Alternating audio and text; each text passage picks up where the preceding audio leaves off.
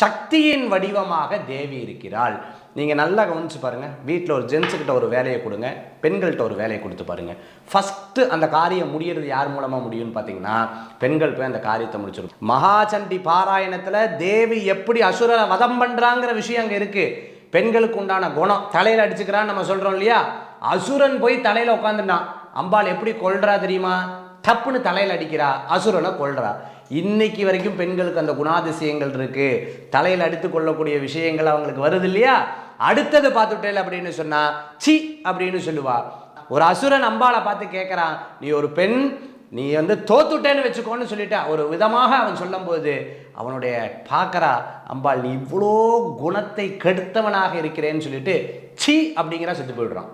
அப்ப பாருங்க, அந்த பழக்கம் இன்னைக்கும் பெண்களுக்கு தொடர்ந்து இருக்கு. GT Holidays, South India's #1 travel brand. You know you are special when you're with GT Holidays.